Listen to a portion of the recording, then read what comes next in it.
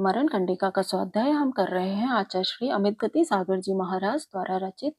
मंगलम भगवान वीरो मंगलम गौतमो गणी मंगलम कुंकुंधार्यो जैन धर्मोस्तु मंगलम सर्व मंगल मंगलयाम सर्व कल्याणकारिकम प्रधानम सर्व धर्माणम जैनम जयतु शासिनम जैनम जयतु शासिनम जैनम जयतु शासिनम।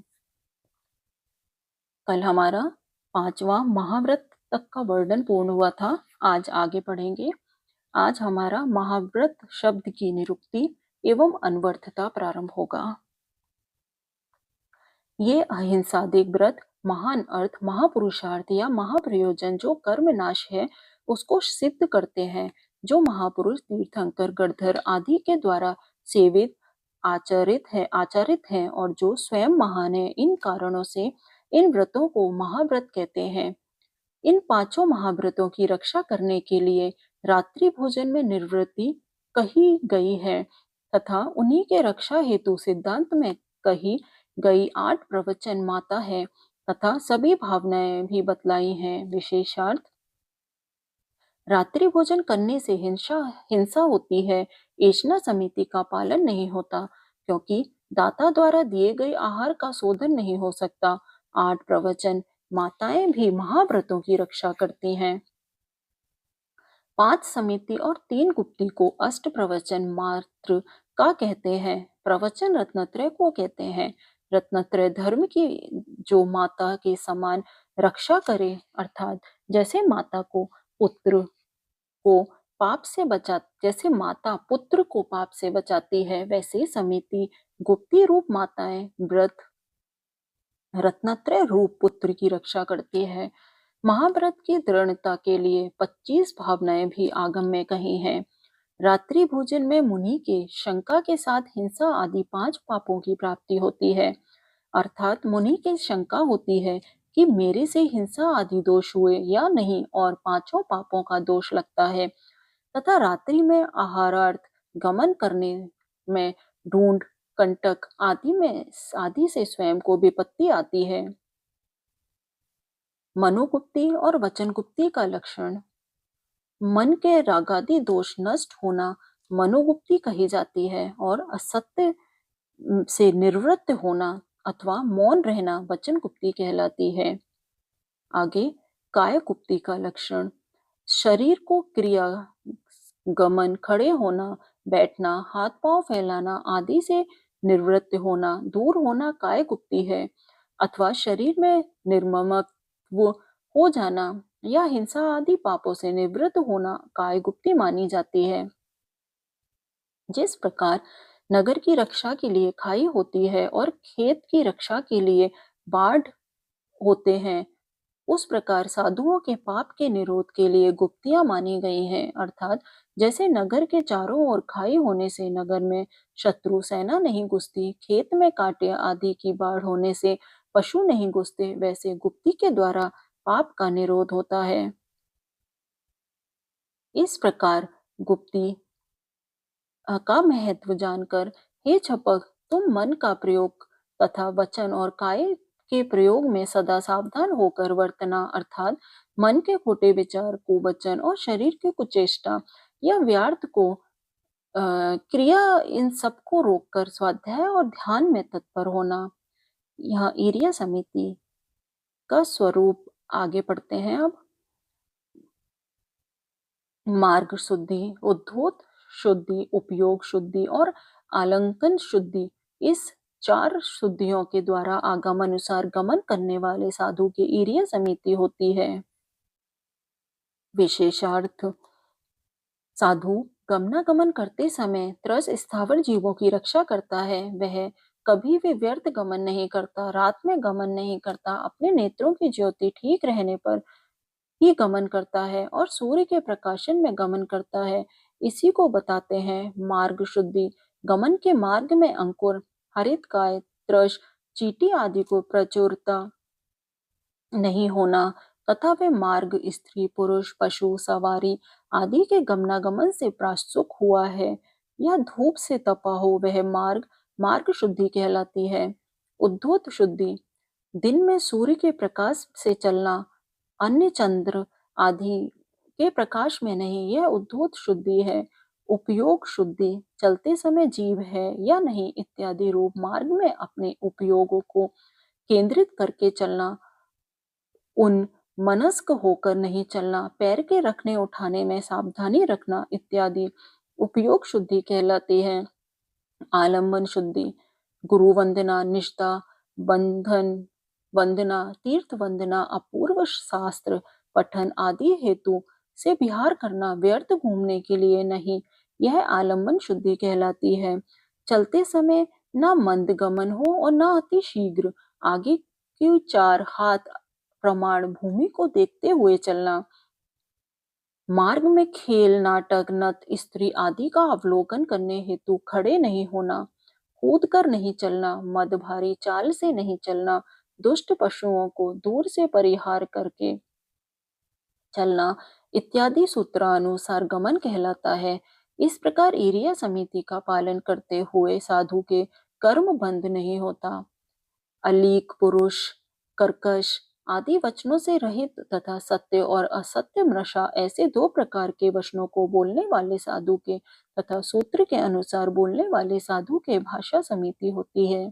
विशेषार्थ वचन के 4 भेद हैं, सत्य, असत्य, सत्य सहित मृषा और असत्य मृषा।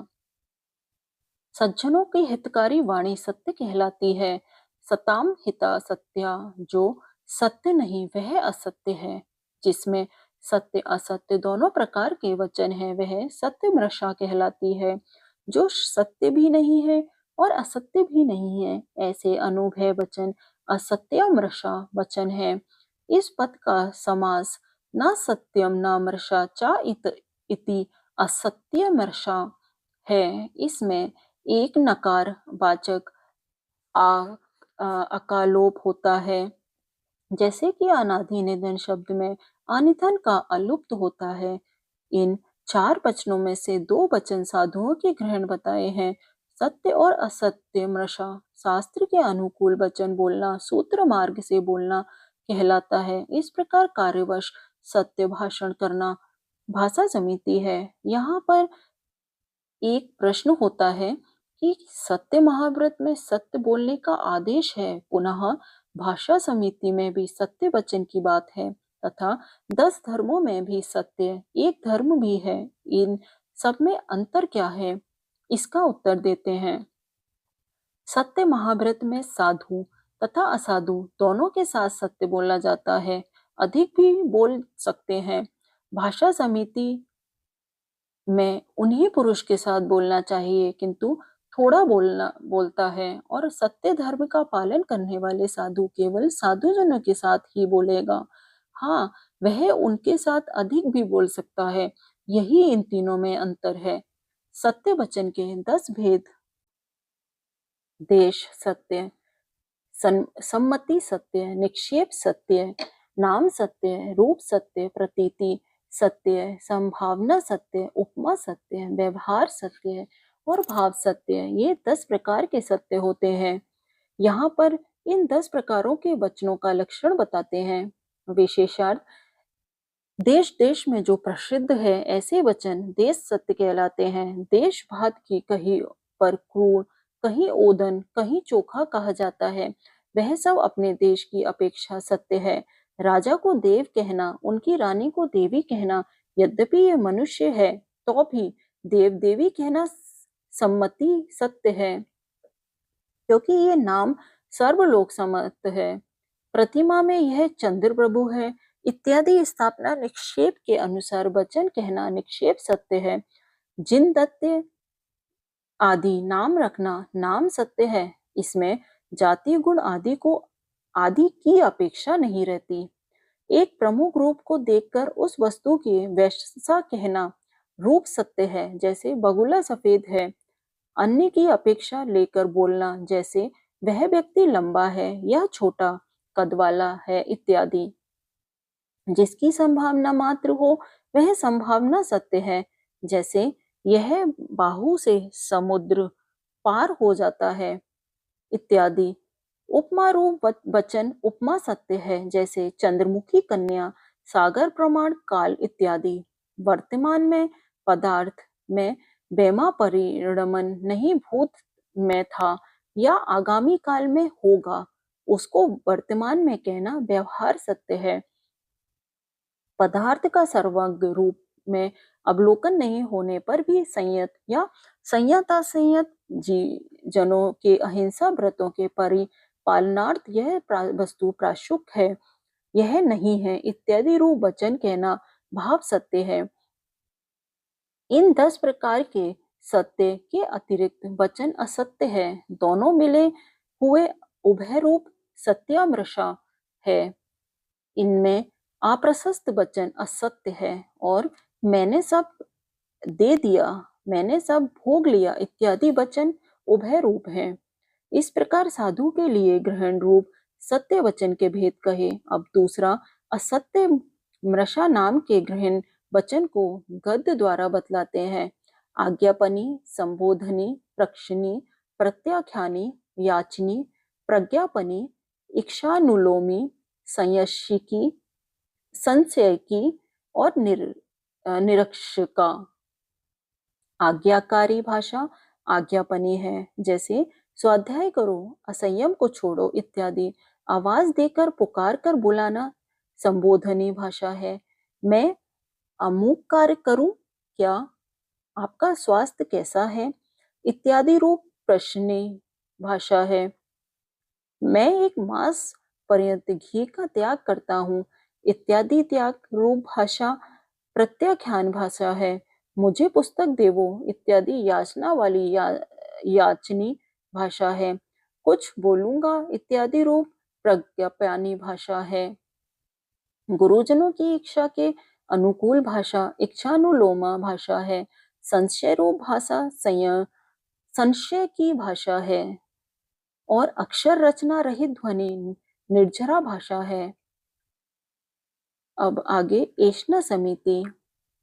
आहार, पीछी, कमंडलु शास्त्र रूप उपकरण और वस्ती का इन सबको उद्गम उत्पादना आदि दोष से रहित ग्रहण करने वाले साधु के ऐष्णा समिति होती है। विशेषार्थ साधु दिन में एक बार कर पात्र में आहार लेते हैं और आहार ग्रहण करते समय उन्हें 46 दोष और 32 अंतराय टालने होते हैं। यहाँ पर दोषों का संक्षिप्त वर्णन करते हैं।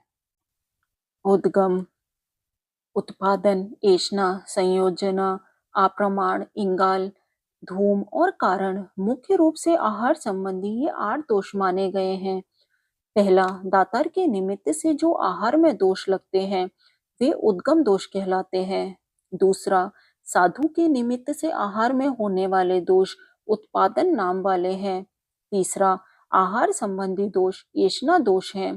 चौथा, संयोग से होने वाला दोष संयोजना है। पांचवा, प्रमाण से आहार लेना इंगल दोष है। सातवां, निंदा करके आहार लेना धूम दोष है। आठवां, विरुद्ध कारणों से आहार लेना कारण दोष है। इनमें से उद्गम